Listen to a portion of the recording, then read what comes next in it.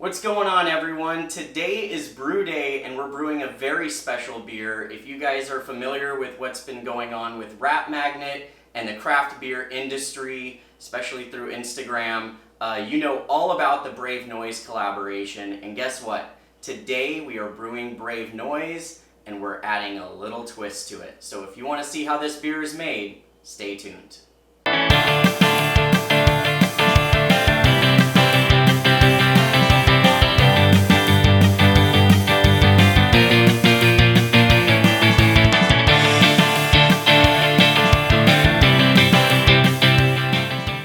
Hey everyone, welcome to another episode. I'm Jeff. I'm Mia. And today we're brewing the Brave Noise collaboration. This was a beer that was created by Notch Brewing, which is the home of Brienne Allen, aka Rap Magnet on Instagram.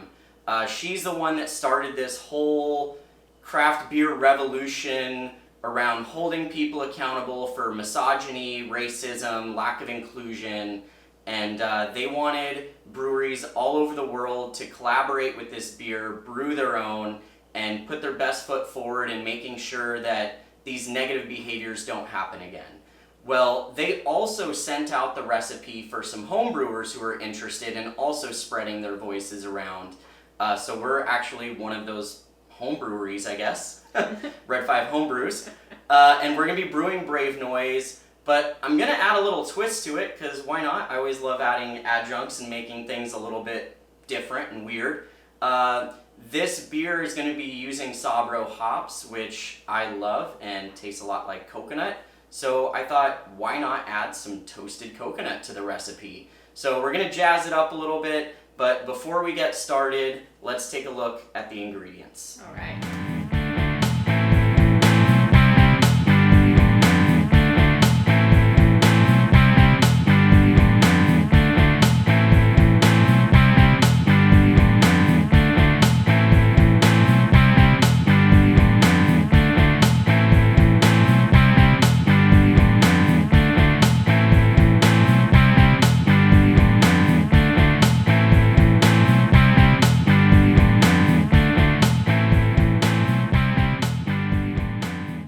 Well guys, our strike water is up to 170 degrees. The goal is to make our mash 152 degrees. Done this a few times with my system, so usually I am aiming for 150, so I just went a couple of degrees higher. So we're gonna go ahead and mash in now. I got Mia, she is our mash pro. In fact, she needs her weapon of choice. That's right. I bestow upon you. Thank you, kind sir. You might be asking yourself, why is Mia at an awkward height and doing this? I'm on a bucket. She's on a bucket because I haven't gotten her a stool yet. It's on its way. It's on its way. Anyways, it's time to mash in. We have all of our grains right here. Mia's gonna stir, I'm gonna toss it in.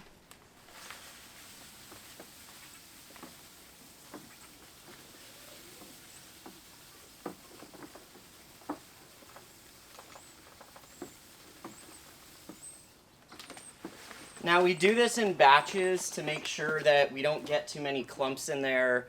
Mia's stirring while I'm pouring. You basically want to make sure that there's no dough balls in there. You're going to mess with your efficiency if there is. This just makes sure everything touches water. It can extract as many sugars as possible. That's our goal. So that's what we're doing.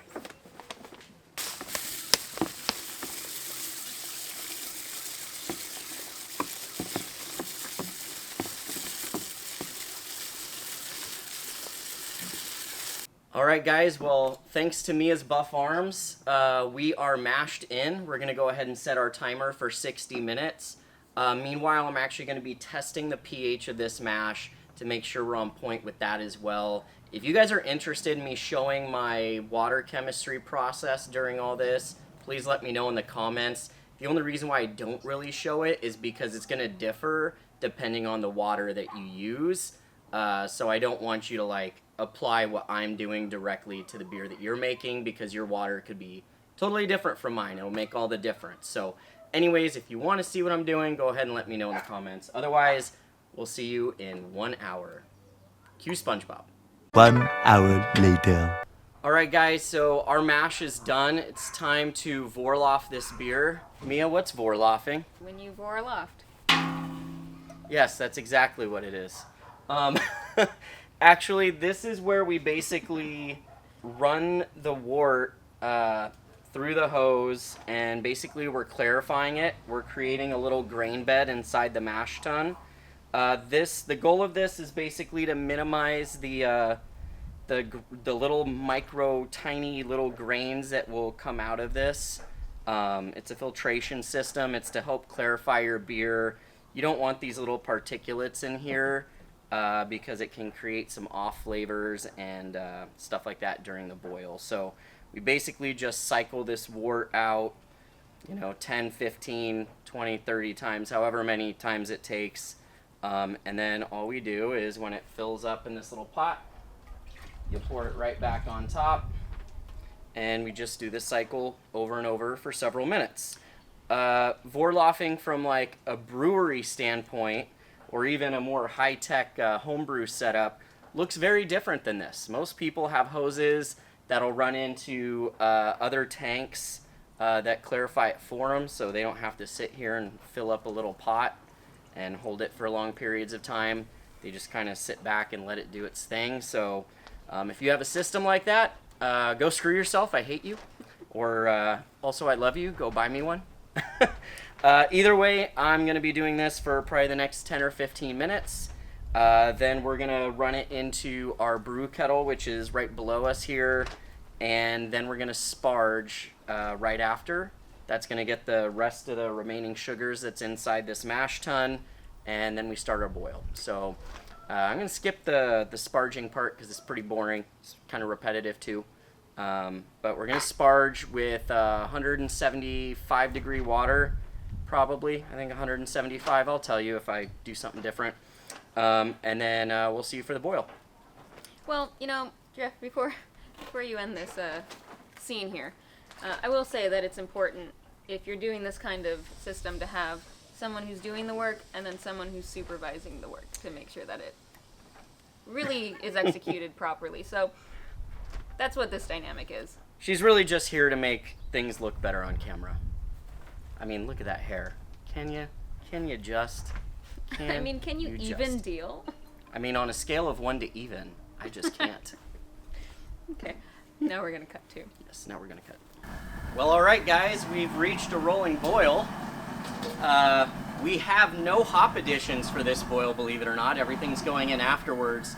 So really, we're just gonna let this run for about 50 minutes. Then we do have some additions, which you'll see then. And then after the 60 minutes is completely up, we will cool it down. But until then, I would say good job. High five. All right. Well, guys, we got about 15 minutes left in our boil. So Mia, what do you got there that we're adding? Right here I have some yeast nutrient that I'm going to sprinkle in. Make sure that it's getting its like Flintstone vitamins, if you will.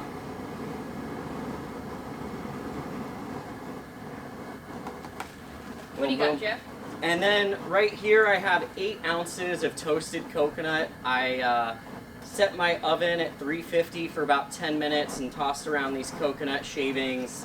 I'm doing 8 ounces now, and then when I add my hops right before kegging, I'm going to add an additional 8 ounces. But we're going to drop this into the hop spider so we don't get it all over the wort. Hey, that works pretty good. Lovely.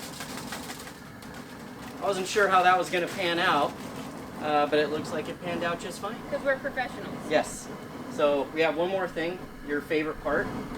This is the wort chiller, so I'm just going to drop it over here so that it like sanitizes, yeah? Yep. That's the whole purpose of that. Yeah, this wort chiller is going to be in there cooling this wort down after the boil's done. So letting it boil in the wort is going to clean off any possible bacteria or anything that could harm our beer. So we are all good. So at this point, we're going to let it boil for another 10 minutes or so, and then it's time to cool it down. All right, everyone. So now we have brought in the wort. We're going to cool it down with the wort chiller, my favorite thing. And while that's going, I have a ½ ounce of Mosaic and a ½ ounce of Sabro hops. And I'm just going to toss right in there so it can start like doing its thing with that. getting to know it, what have you. So I'm going to sprinkle that in there. So the temperature that it's at right now is 180. I'm going to throw these hops in there. It's going to sit in there for about 15 minutes, and then we're going to actively start cooling it down, running the water so that it brings it down to pitching temp.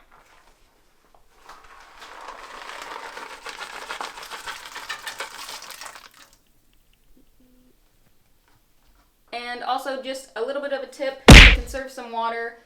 As you're running water through the wort chiller for the first time, you can run it down to the fermentation bucket to sanitize it, put some of that soap in there, sanitation soap, and so you're just not wasting water. So it's a good way to try to save the earth, as you're going to just dehydrate yourself anyway. Well, my homies, we have cooled down the wort to pitching temperature, so it's time to pour it into our sanitized fermenter, and then we're pitching the yeast. So here we go.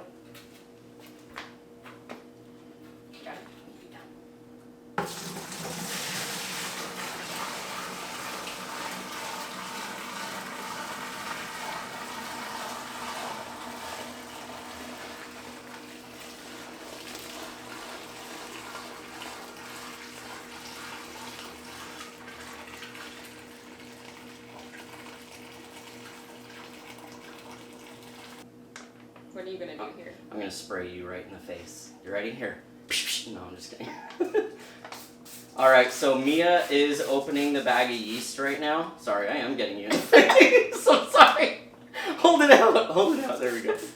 I'm just sanitizing the top of this so we don't get anything nasty in there. Feel for the little plastic bag because we want to try to not have that drop in there.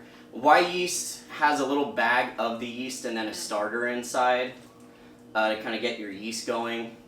So if you ever use it, try not to pour the little plastic bag in there. Yeah, go for it. You're good. Shazam.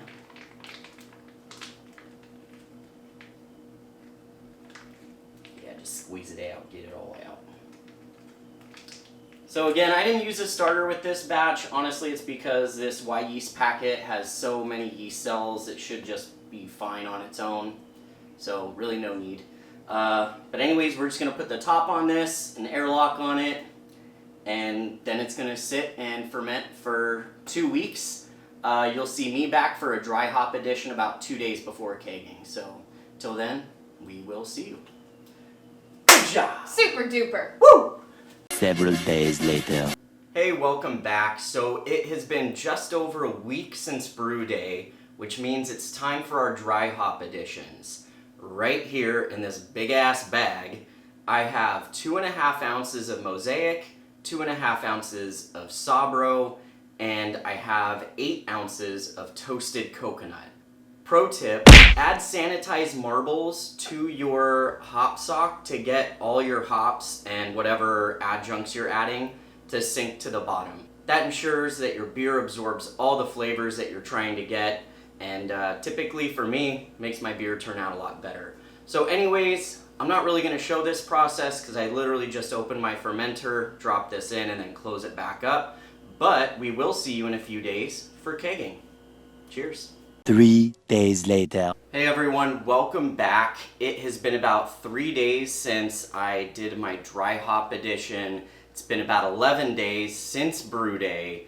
Our beer is done. I measured the final gravity. It finished out at 1008. So based on our starting gravity and our final gravity, the beer finished out at 4.46%. So just under 4.5. I'm not complaining. I'm really excited about this beer. If I'm being entirely honest, I took a little sip of some of it as I was measuring the gravity, and it tastes freaking delicious. The coconut's coming through. It's actually got a little bit of an apricot aroma to it. It's tasting pretty good already. So anyways, today is kegging day. I just spent the last hour or so cleaning my line, sanitizing the keg, getting everything prepped up. I have my fermenter right behind me. I have my gas line. I'm gonna feed my gas into the top of the fermenter, and that's gonna push out the beer through the bottom spigot into my keg. This is called a closed loop transfer. I do it with just about all my hazies now. That's the only way I've been able to preserve that nice haze color and avoid oxidation. So if you guys are curious how I do this, let me know in the comments. I'll kind of show you my setup. But to be honest with you, the way that I learned about this is just searching on YouTube. There are plenty of resources out there. I encourage you guys to look them up. So anyways, we're gonna get started with our closed loop transfer right now. So check it out.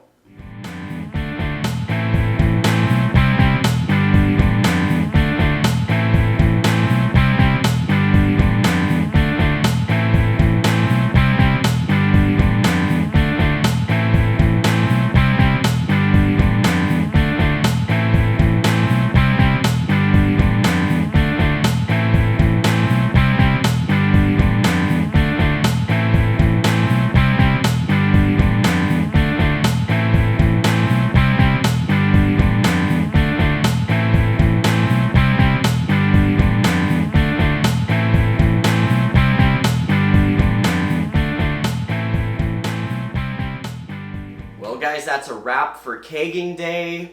I rendered over 5 gallons, believe it or not, and there was still a little bit left in the fermenter, so I don't know what happened there, but I'm not complaining. Extra beer is always good.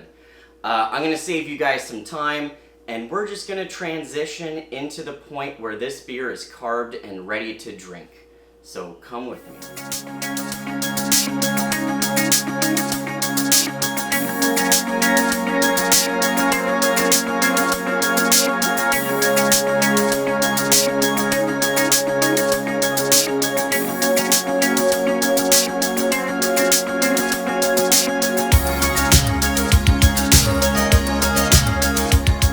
Hey everyone, welcome back. I'm here with Mia, and it is time to finally review our Brave Noise beer that we brewed together. So Mia missed out on the dry hopping edition. I added 8 extra ounces of toasted coconut during dry hopping, as well as some more hops. And then I kegged the beer, and it ended up at 4.46%, so just about 4.5, which is what the recipe called for. Very light. And color-wise, check it out, guys! That's gorgeous. It is hazy, and it's beautiful. It's got a great color to it. Yeah, it looks creamy. Yeah, it's super murky. Yeah. I'm real happy with the way it excited. turned out, visually at least. Well, I guess we'll see how it turns out. You haven't flavor-wise. had it yet? Of course I have. I'm I can't out. give I'm any outta here. spoilers. I can't give any spoilers. All right, so before the head dies, let's go ahead and dig in on the aroma. All right.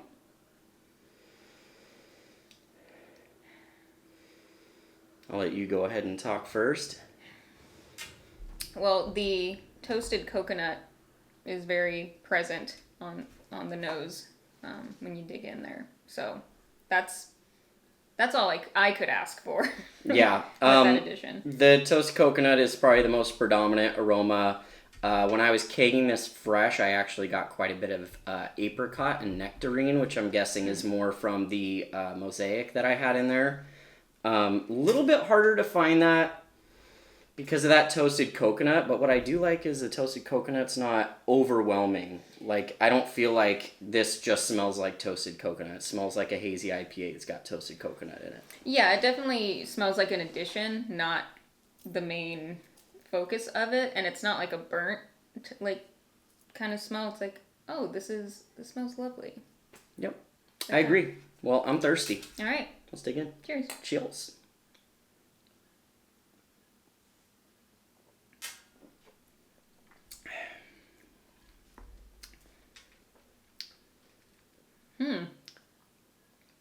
That has some different levels to it. A little bit, yeah. It's for me, here is Mia's journey. I had some lightness, some like fruitiness in the beginning, and then there is like an effervescence happening for me, and then a very soft toasted coconut to finish. That's fun. I like that description. Yeah, that was great. Yeah, I honestly, guys, I really enjoy this beer. I feel very similar. That effervescence that she's talking about is definitely like almost like a citrusy, and also this is a very well carbonated beer. Mm-hmm. The only thing I can think is, well, one, I carbonated it, so maybe I put a lot of carbonation into it. But two, normally my hazies are a little bit thicker, But this is only a 4.5% hazy pale ale. So I think maybe because the body's not as robust as like a normal hazy that we would get, it has that opportunity to really kind of like, you know, take in the tiny bubbles. Tiny bubbles. You can't really see them, but they're there. Yeah, I mean, even though it's like about 4.5, it still has flavor to it. It's not like it's watered down.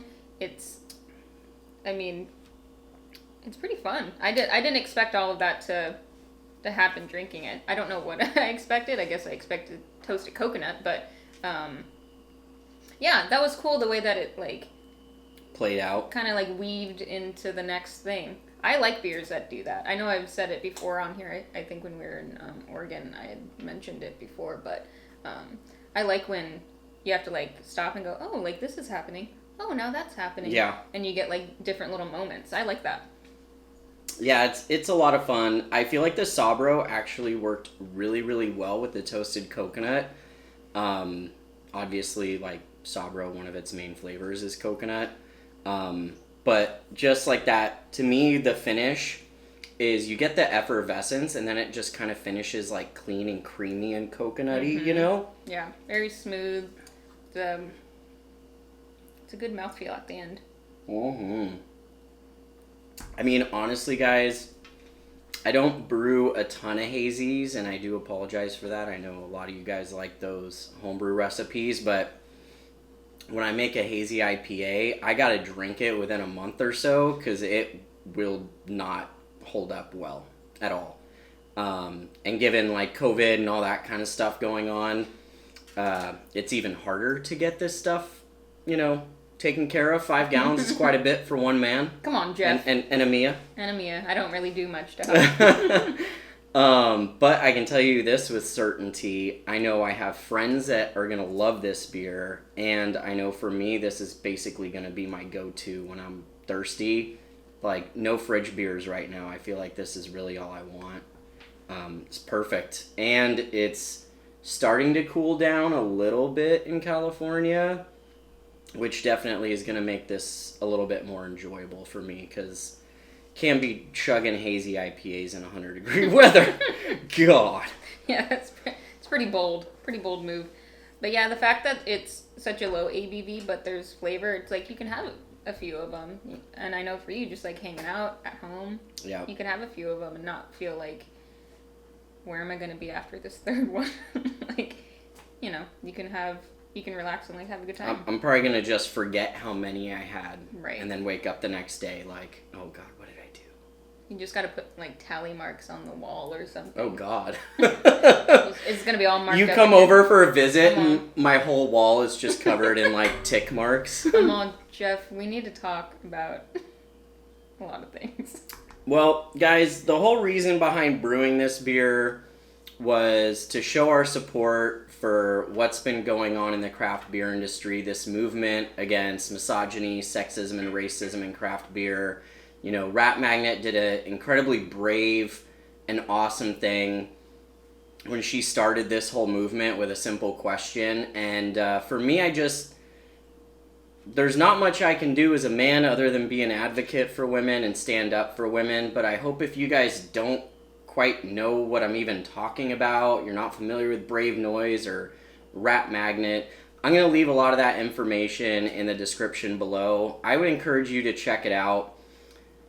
One of the reasons why I started this channel in the first place is about community. To me, one of the things I love most about craft beer is it's something that everyone can enjoy, no matter where you come from.